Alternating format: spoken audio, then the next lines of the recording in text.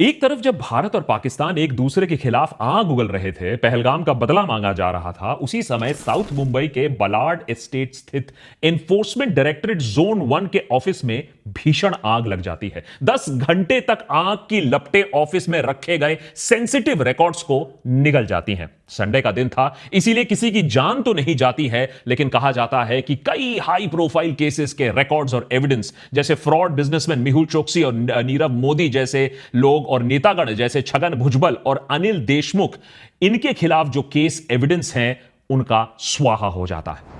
अब हो सकता है कि यह महज एक इत्तेफाक हो कि अप्रैल के महीने में ही कुछ ही दिन पहले मेहुल चोकसी को 13,850 करोड़ के Punjab national bank fraud case के संदर्भ में बेल्जियम में अरेस्ट किया जाता है और भारत सरकार उसे डिपोर्ट करने के लिए पूरी कोशिश करती है, कोर्ट्स में सारा एविडेंस रखने की तैयारी करती है। लेकिन अब एविडेंस फिर से इकट्ठा करना होगा इस इंसिडेंट के बाद। अब हो सकता है कि यह भी इत्तेफाक है कि मेहुल चोकसी का बेल रिजेक्ट हो जाने के बाद, इस आर्सेनी की घटना के बाद फिर से उसने बेल्जियन कोर्ट ऑफ अपील के सामने एक नई अर्जी डाल दी है अपना एक्सट्रेडिशन टू इंडिया रोकने के लिए। कोर्ट को कहा गया है कि बेल्जियन अथॉरिटीज ने गलत तरीके से उसे गिरफ्तार किया है, प्रिंसिपल्स ऑफ नेचुरल जस्टिस के खिलाफ जाकर उसे गिरफ्तार किया गया है, और क्योंकि अरेस्ट प्रोटोकॉल फॉलो नहीं किया गया था और वो कैंसर से भुगत रहा है, इसीलिए उसे फौरन रिहा कर देना चाहिए। मेहुल चोकसी और भांजे नीरव मोदी की कहानी एक बिजनेस केस स्टडी ही नहीं, एक क्राइम थ्रिलर है। 13,000 करोड़ रुपए की चोरी, रातों रात देश से गायब हो जाना, 7 साल का international police chase, honey trap, kidnapping के किस्से और हर मोड़ पर एक नया ट्विस्ट, एक नया लूपहोल। और अब जाकर थोड़ी उम्मीद जरूर जगी है कि शायद इंसाफ मिल सकता है, इसे वापस इंडिया डिपोर्ट किया जा सकता है। लेकिन क्वेश्चन मार्क इस पर भी है कि क्या फिर से भाग निकलेगा चोकसी। द चोकसी स्टोरी में आज इस पूरे स्कैम को समझने की कोशिश करेंगे। कौन है ये मेहुल चोकसी, कैसे खड़ा किया उसने अपना विशाल डायमंड एम्पायर, आखिर 13,000 करोड़ रुपए का स्कैम करना इतना आसान तो है नहीं, हो कैसे गया। मेहुल चोकसी और नीरव मोदी इतनी आसानी से देश से फरार कैसे हो जाते हैं और हर मोड़ पर पुलिस और अदालतों से बच कैसे जाते हैं। क्या तहव्वुर राणा के तरह चोकसी को भी भारत वापस लाया जा सकता है, या फिर इस बार भी लीगल लूपहोल्स का इस्तेमाल करके मेहुल चोकसी भाग निकलेगा। आइए जानते हैं। 5 मई 1959 को बॉम्बे में मेहुल चोकसी का जन्म होता है। खानदान गुजरात के पालनपुर इलाके से और 3 पीढ़ियों से डायमंड बिजनेस में खानदान है। कॉलेज के बाद 1977 में family business Gitanjali Gems join करता है मेहुल और 1986 तक बिजनेस को लीड करने लगता है। 1989 में चोकसी का भांजा नीरव मोदी भी फैमिली बिजनेस को ज्वाइन करता है और यह मामा भांजा की जोड़ी काफी सॉलिड निकलती है, बिजनेस चमकने लगता है। डायमंड एक्सपोर्ट धंधे को तेजी से एक्सपेंड किया जाता है, लेकिन चोकसी सिर्फ इतना से खुश नहीं था। फैमिली बिजनेस था डायमंड को तराश के ज्वेलरी के व्यापारियों को बेच देना। चोकसी का लेकिन मन था कि क्यों ना खुद ही ज्वेलरी ब्रांड खोल लें, ब्रांडेड बिजनेस में खुद ही आ जाएं और सीधा तराशने से कंज्यूमर तक सीधा अपना ही एक चेन बना ले। और 1990s में वो ये सपना सच भी कर देता है। दशकों से इंडिया में लोग भरोसेमंद फैमिली ज्वेलर से ही ज्वेलरी खरीदते थे, पर धीरे धीरे 1990s में लोग ब्रांड्स की तरफ आकर्षित होते हैं। ये वो टाइम था जब टाटा ग्रुप का तनिष्क ब्रांड लॉन्च होता है। चोकसी ने भी अवसर देखा और कूद पड़े। 1994 में जिली नाम का एक पहला ज्वेलरी ब्रांड उन्होंने शुरू किया और फिर नक्षत्र, निजाम, अस्मी, संगनी, हर मार्केट सेगमेंट के लिए अलग अलग ब्रांड खोले गए। 2006 में आईपीओ भी आया। 330 करोड़ उस समय के लिए काफी बड़ा रकम था। 330 करोड़ का रकम भी मार्केट से उठाया गया और नए नए ब्रांड्स को भी एक्वायर किए गए। यूएस मार्केट तक को भी वहां भी पकड़ बना ली। इंडिया में बिलबोर्ड्स और टीवी एड्स में ऐश्वर्या राय, कटरीना कैफ, करीना कपूर, ब्रांड चोकसी में ग्लैमर की कोई कमी नहीं थी। वहां उनके भांजे नीरव मोदी भी कुछ कम ना निकले, खुद का इलीट ग्लोबल ब्रांड बना दिया और ज्वेलरी डिजाइन के बिजनेस में अपनी पकड़ बनाई। 2010 में एक ऑक्शन में अपना डिजाइनर नेकलेस पूरे 16 करोड़ रुपए में बेचा एक नेकलेस। मामा भांजे की जोड़ी का विश्व भर में डंका बज रहा था। इनको एक इंडियन बिजनेस सक्सेस स्टोरी के तरह दर्शाया जाने लगा। मीडिया कवरेज भी काफी मिली। कुछ एनालिस्ट लेकिन तब भी चेतावनी दे रहे थे कि जिस रफ्तार से, जिस स्पीड से बिजनेस एक्सपैंड कर रहा था, नए ब्रांड्स और शोरूम खोल रहा था, वो सस्टेनेबल नहीं है। पर मेहुल चोकसी कॉन्फिडेंट थे। 2013 में एक इंटरव्यू में उन्होंने कहा कि उनका टारगेट है कि 5 साल में, यानी 2018 तक 50,000 करोड़ का वो टर्नओवर कर सकते हैं। पर इन्हीं 5 सालों में, आने वाले 5 सालों में कहानी पलट जाती है। एक ग्रेट इंडियन सक्सेस स्टोरी से एक ग्रेट इंडियन स्कैम, ये पूरी कहानी बन जाती है। 16 जनवरी 2018 मेहुल चोकसी और नीरव मोदी के कुछ कंपनीज के रिप्रेजेंटेटिव्स मुंबई के फोर्ट इलाके, वेरी पॉश फोर्ट इलाके में स्थित पंजाब नेशनल बैंक के ब्रेडी हाउस ब्रांच में लोन मांगने पहुंचते हैं। वो कई बार इसी पीएनबी ब्रांच के डेप्यूटी मैनेजर गोकुलनाथ शेट्टी से लोन ले भी चुके थे। पर कुछ महीनों पहले शेट्टी रिटायर कर चुके थे और इन्हीं के जगह एक नया अफसर वहां बैठा था। अब नया कर्मचारी अपने बैंकिंग सिस्टम में कंपनीज का नाम ढूंढता है चोकसी के, और उसको कोई सैंक्शन लिमिट नहीं मिलती है कि इतने अमाउंट तक कंपनीज को लोन दिया जा सकता है। अब ऐसे में क्या होता है, कोई सिक्योरिटी, कोई कोलैटरल, कुछ गारंटीज मांगी जाती है कि अगर आप लोन ना चुका पाए तो उसके लिए हमारे पास कुछ सिक्योरिटी है। मगर यहां पर मामा भांजे के रिप्रेजेंटेटिव्स ने बड़े बेबाक तरीके से कह दिया कि हमारी कंपनी कई बार आपसे कर्जा ले चुकी है और आज तक कोई भी कोलैटरल, कोई भी गारंटी की जरूरत ही नहीं पड़ी है। अब नया कर्मचारी एकदम परेशान। वो डेटाबेस खोलकर देखता है तो उसको ऐसे लोन्स दिए गए के रिकॉर्ड्स ही नहीं मिलते हैं कि बैंक ने कभी ऐसे लोन्स दिए थे। अब घबरा कर वो अपने सीनियर्स को खबर पहुंचाता है। पीएनबी बैंक अपने ट्रांजैक्शन हिस्ट्री को, उसके लोन हिस्ट्री को खंगालने लगता है तो चोकसी के ये जो 50,000 करोड़ के टर्नओवर वाला जो प्लान था, उसकी सच्चाई सामने आ जाती है। पता चलता है कि इंडिया के सुपरस्टार डायमंड बिलियनियर बैंक का पैसा ही बेसिकली लूट रहे थे। 29 जनवरी 2018 को पीएनबी बैंक आरबीआई और सीबीआई को खबर देता है कि कम से कम 280 करोड़ का लोन फ्रॉड हो चुका है। पर कुछ ही हफ्तों में पता चलता है कि फ्रॉड का असली अमाउंट 13,000 करोड़ के आसपास है। आम आदमी 13,000 रुपए का अगर कर्जा ना चुका पाए तो उसके घर बाउंसर भिजवा दिए जाते हैं, उसका सामान जब्त कर लिया जाता है। और यहां सवाल है, 13,000 करोड़ का फ्रॉड, इतना बड़ा फ्रॉड हो कैसे पाया, यह समझना थोड़ा सा जरूरी है। सबसे पहले मेहुल चोकसी और नीरव मोदी ने पीएनबी बैंक ब्रांच के डेप्यूटी मैनेजर गोकुलनाथ शेट्टी और क्लर्क मनोज कारत को घूस खिलाई, और अब ये चारों मिलकर साथ में लोन फ्रॉड का मायाजाल रचते हैं। मामा भांजे को ज्वेलरी बनाने के लिए विदेश से हीरे मोती इंपोर्ट करने होते हैं, वाजिब चीज है। अब विदेशी सेलर्स को यूएस डॉलर्स में पैसा देना होता है। इंडियन रुपी में लोन लेकर डॉलर में अगर कन्वर्ट करेंगे तो कन्वर्जन कॉस्ट लग जाएगा, नुकसान तो पहले से ही होने लगेगा। इसीलिए कंपनी चाहती है कि सीधा डॉलर में उन्हें लोन मिले। यह भी काफी लीगल चीज है।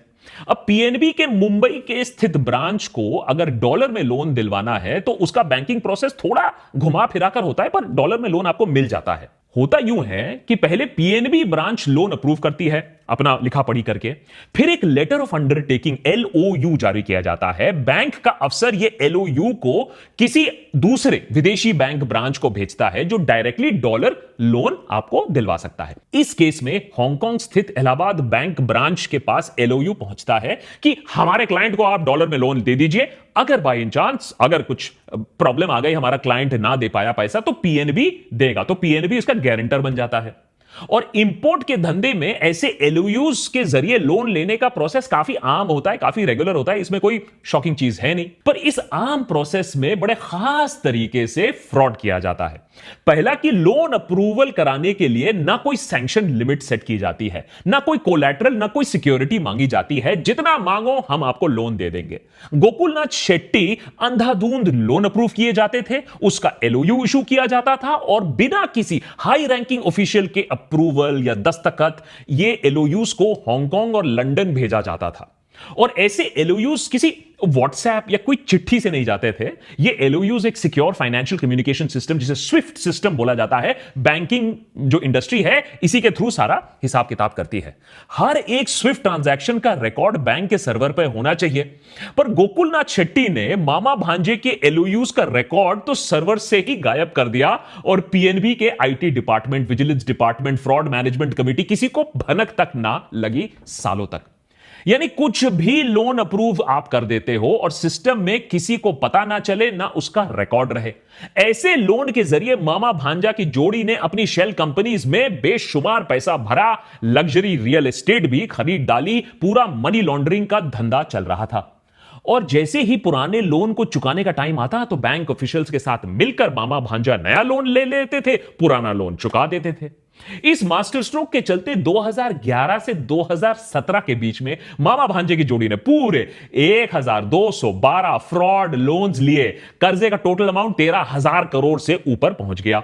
और जैसे ही पोल खुलने वाली थी, मामा भांजा बिना लोन चुकाए देश से भाग लिए। अंत में पीएनबी, जिसके नाम पर यह सब गारंटी था, लोन था, उसको पूरा का पूरा नुकसान झेलना पड़ा। भारत सरकार को भी पीएनबी को पैसा देकर मदद करनी पड़ी, बैंक को बचाना पड़ा, यानी अंत में भुगतना पड़ा आम इंसान को। आपके टैक्स के पैसे से यह चोरी का पैसा का भुगतान किया गया है, यानी आपका पैसा लूटकर मेहुल चोकसी और नीरव मोदी देश छोड़कर भाग गए अय्याशी करने के लिए। अब कई सवाल यहां पैदा होते हैं कि क्या सीनियर मैनेजमेंट को सच्ची में कुछ नहीं पता था? पीएनबी एक बहुत बड़ा सरकारी बैंक है, क्या आरबीआई, फाइनेंस मिनिस्ट्री तक को इस फ्रॉड के बारे में ना पता चला? किसी ने ऑडिट, विजिलेंस डिपार्टमेंट में किसी को भनक ना लगी? यहां तो छींक भी दो तो जीएसटी चलान आ जाता है आपके पास, और यहां 13,000 करोड़ रुपए हड़प लिया और डकार तक किसी को ना सुनाई दी। क्योंकि या तो इसमें बहुत बड़ा फ्रॉड है, बहुत सारे और लोग मिले थे जिसका आज तक हमने खोज नहीं लगाया है, या पूरी तरीके से हम लापरवाह रहे। जिस तरीके से भी आप देखो, न्यू इंडिया में जो फाइनेंशियल रेगुलेशन सिस्टम है वो कितना रॉटन है, कितना खोखला है, इस केस ने दर्शा दिया। 5 फरवरी 2018 को सीबीआई इन्वेस्टिगेशन शुरू करती है। 17 फरवरी को भारत सरकार मामा भांजे के पासपोर्ट्स 4 हफ्तों के लिए सस्पेंड कर देती है, लेकिन तब तक बहुत देर हो चुकी होती है। मामा और भांजा जनवरी 2018 के पहले हफ्ते में ही देश छोड़कर भाग जाते हैं। मेहुल चोकसी कैरिबियन पहुंचते हैं और नीरव मोदी यूरोप जाते हैं, जहां फ्रॉड का पर्दाफाश होने के कुछ ही दिन पहले वो प्रधानमंत्री मोदी के साथ फोटो तक खिंचवाते हैं। फोटो वायरल होती है, ऑपोजिशन भी सरकार को घेरे में लेती है, आरोप लगाती है कि बीजेपी सरकार ने सारी चेतावनियां नजरअंदाज की थी। जैसे कि 2016 में हरि प्रसाद नामक एक व्यापारी ने पीएमओ को चिट्ठी लिखी थी कि कैसे ये जोड़ी ये व्यापारियों के साथ कैसे फ्रॉड कर रहे थे, पर कोई एक्शन ना लिया गया।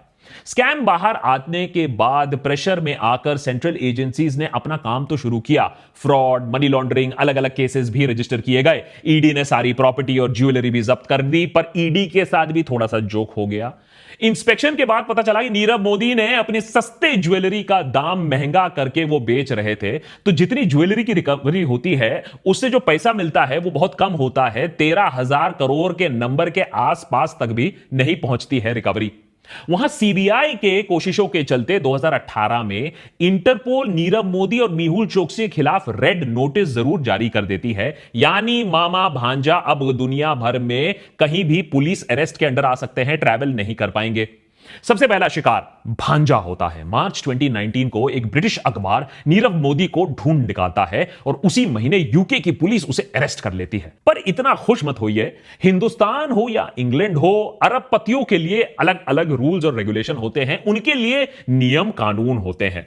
लीगल लूपहोल्स की कहानी अभी भी यहां चल रही है। केस सालों से यूके कोर्ट्स में फंसी हुई है। डेपुटेशन का केस, कोई डेट, कोई पॉसिबिलिटी साफ अभी तक नजर नहीं आ रहा है।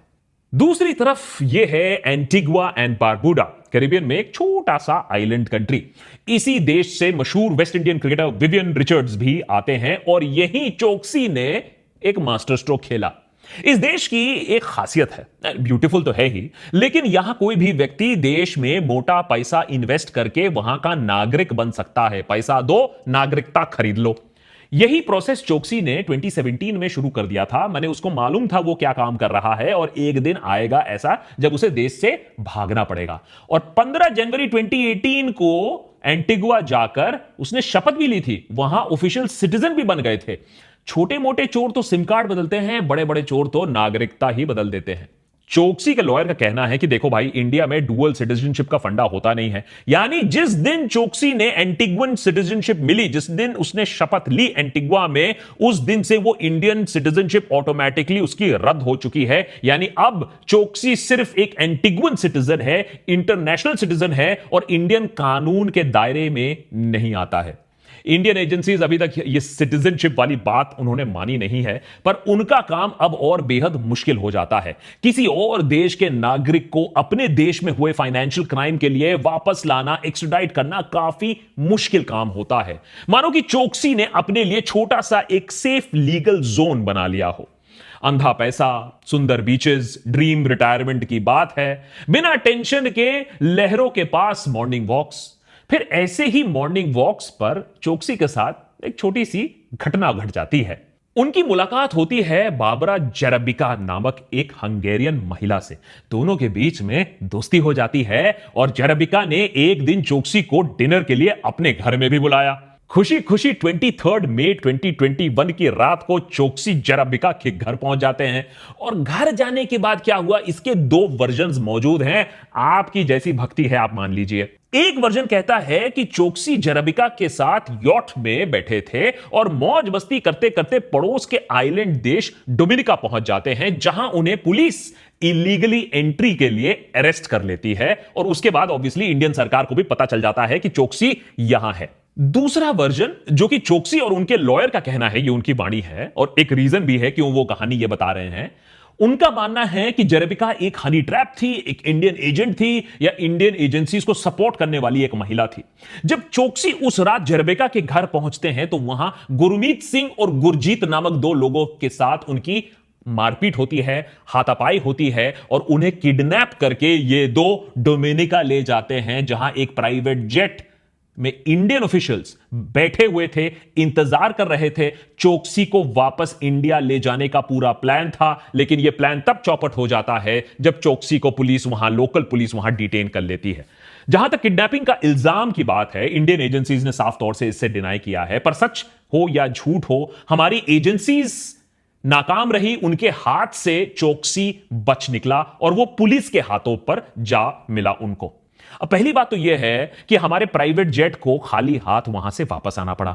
फिर डोमिनिका की हाई कोर्ट ने देखा कि यह सब क्या हो रहा है, चोकसी को क्यों डिटेन किया गया है, उनको बेल दिया जाता है और साथ ही चार्जेस भी ड्रॉप कर दिए जाते हैं, यानी यह मौका हाथ से ऑफिशियली भी छूट जाता है।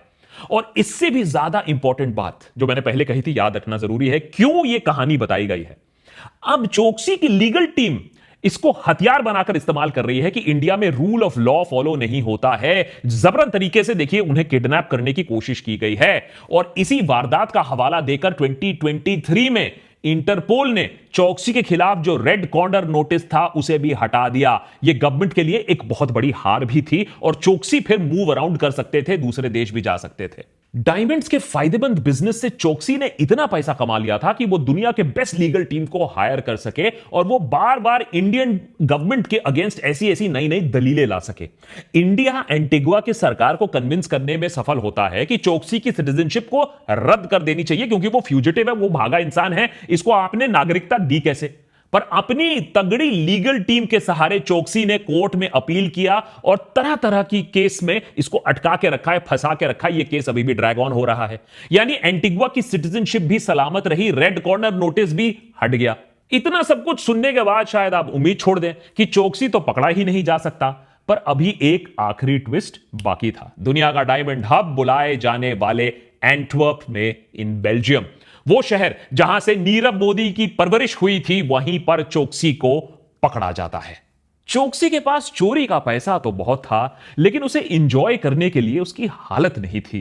पहले से ही फिजिकल एलिमेंट्स थे और अब उनके लॉयर का कहना है कि चोकसी ब्लड कैंसर से सफर कर रहे हैं। अब सच हो या झूठ हो, लेकिन किसी कारण हेतु चोकसी को अपने बिल से बाहर आना पड़ा। जुलाई 2024 के आसपास मेडिकल ट्रीटमेंट की वजह से चोकसी बेल्जियम आते हैं। उनकी वाइफ बेल्जियन सिटीजनशिप है, तो उन्हें बेल्जियम का एफ रेजिडेंसी कार्ड भी मिल जाता है। उनके बेल्जियम आने की खबर इंडियन एजेंसीज को पता चलती है और वो बेल्जियन अथॉरिटीज को एक ऑफिशियल एक्सट्रेडिशन रिक्वेस्ट भी भेजते हैं। शायद भारत सरकार भी पहले गलतियों से कुछ सीख लेता है। सेंट्रल एजेंसीज एक पूरी टीम भेजती है जिससे कोई लूपहोल ना बचे, फिर से डोमिनिका वाली सीन रिपीट ना हो, और तैयारी भी थी। क्योंकि 2020 में इंडिया और बेल्जियम ने एक एक्सट्रेडिशन ट्रीटी भी साइन की थी, यानी सरकार की कुछ तो नियत है कि भैया इसको वापस लाना है और एक स्ट्रेटजी के तहत काम करना है। और अंत में बेल्जियम कन्विंस भी हो जाता है कि कम से कम चोकसी को अरेस्ट करके एक्सट्रेडिशन की सुनवाई तो की जाए, देखा तो जाए एविडेंस क्या है इस इंसान के खिलाफ। कुछ खबरें यह भी कहती हैं कि चोकसी को इस अरेस्ट के बारे में भी पहले से पता चल गया था और वो आनंद फानंद में स्विट्जरलैंड भागने की तैयारी में लगा हुआ था, लेकिन उससे पहले 12 अप्रैल को बेल्जियन पुलिस ने उसे अरेस्ट कर लिया। अब यह एक बहुत बड़ी कामयाबी है, बहुत बड़ी सफलता है, लेकिन यूरोपियन कोर्ट से एक्सट्रेडिशन करवाना उतना ही मुश्किल काम है। भर भर के एविडेंस दिखाना पड़ेगा और यह आश्वासन देना पड़ेगा कि रूल ऑफ लॉ को फॉलो किया जाएगा, प्रिजनर को टॉर्चर नहीं किया जाएगा। चोकसी की लीगल टीम एलिजेड किडनैपिंग का हवाला देते बार बार कह रहे हैं कि इंडिया में रूल ऑफ लॉ फॉलो नहीं होगा। यह आर्ग्यूमेंट भी दिया जा रहा है कि इंडिया में अब यह एक पॉलिटिकल ट्रायल बन गया है, तो फेयर ट्रायल नहीं होगा। हो सकता है कि चोकसी को सड़क पर ही घेर के उसे लिंच कर दे। चोकसी के हेल्थ का भी हवाला दिया गया है कि उनको ब्लड कैंसर है, ट्रीटमेंट करवाना है, तो उन्हें कम से कम बेल तो मिल जानी चाहिए।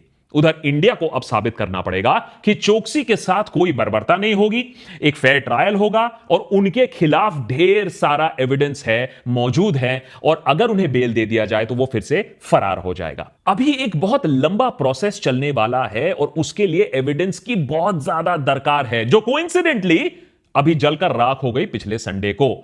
कितना लकी है ये ज्वेल थीफ। वैसे नीरव मोदी को याद रखिए 2019 में अरेस्ट किया गया था, पर आज भी वो एक्स्ट्राडाइट नहीं हो पाया है इंग्लैंड से। मामला कोर्ट में चक्की पीसिंग एंड पीसिंग है। उधर अगर आप यूएस में तहव्वुर राणा की अगर आप बात करें तो 2009 में उसे अरेस्ट किया गया था। उसको भारत एक्स्ट्राडाइट करने में 16 साल लग गए। और यूरोप में तो एक्सट्रेडिशन और भी मुश्किल होता है, अमेरिका से भी ज्यादा मुश्किल होता है, ह्यूमन राइट्स कंसर्न वहां और भी ज्यादा होते हैं। अब आगे क्या होगा यह बताना थोड़ा सा मुश्किल है, पर दुख की बात यह है कि ऐसे केसेस देश में कई हैं। विजय माल्या से लेकर ललित मोदी से लेकर संजय भंडारी से लेकर मेहुल चोकसी, नीरव मोदी, लिस्ट बहुत लंबी है। ऐसे फ्रॉडस्टर्स के बारे में हमने पहले भी एपिसोड्स बना के रखे हैं, लगता है पूरा सीजन बनाना पड़ेगा। ये लोग देश का पैसा लूट कर बाहर चले जाते हैं, आपका और हमारा पैसा इंपैक्ट होता है, बैंक की भरपाई होती है। सबसे फायदेमंद बिजनेस फर्जी डायमंड का दाम महंगा करके बेचना नहीं है, उससे भी ज्यादा फायदेमंद बिजनेस है कि हमारे खोखले फाइनेंशियल सिस्टम को ही लूट दो और फिर भाग जाओ। आम आदमी का पैसा चोरी कर लो और उसकी भरपाई ना करो। तो अगर एक स्कैमस्टर को पकड़ा भी जाएगा तो क्या पूरा सिस्टम साफ हो जाएगा? क्या रिफॉर्म्स रेगुलेशन के मुद्दे पर आप डिबेट करेंगे, चर्चा करेंगे, सवाल उठाएंगे, या पॉपकॉर्न खा खा कर बस अस वर्सेस देम की हम लड़ाई देखेंगे और तमाशा ही देखते रहेंगे? बस एक अरेस्ट से अगर गुस्सा ठंडा हो जाएगा तो वैसे सिस्टम भी नहीं बदलेगा। सबसे बड़े क्रिमिनल केसेस में, मैं फाइनेंशियल क्राइम की भी बात कर रहा हूं, मैं टेररिज्म की भी बात नहीं कर रहा हूं, क्योंकि यह फाइनेंशियल टेरर जैसी ही चीज है। लंबा जेल टर्म दो या डेथ सेंटेंस तक भी दो, लटका दो फांसी में ऐसे लोगों को, तभी दूसरे लोगों को समझ में आएगा कि सिस्टम को लूटना, देश को लूटना मजाक की बात नहीं है। हो सकता है आप मेरी बातों से सहमत ना हो कि अरे फाइनेंशियल क्राइम टेरर कैसे हो सकता है। तो अगर आपको इस देश के क्राइम, इस देश के फाइनेंशियल टेरर को रोकने के लिए और भी कोई बेटर स्कीम्स है, मेगा स्कैम्स, मेगा लूट को रोकने की बेटर तरकीब है अगर आपके पास, तो कमेंट्स में जरूर लिखो। मैं भी पढ़ना चाहूंगा कि कैसे हम इसको रोक सकते हैं, क्योंकि मेरा यह मानना है कि देश को अक्रॉस द बॉर्डर टेरर के साथ भी जूझना है और हमारे देश के अंदर जो फाइनेंशियल टेरर हो रहा है, जो लूटपाट मची हुई है, जो करप्शन मचा हुआ है, उसके साथ भी एक टेरर के अंदाज से ही डील करना पड़ेगा।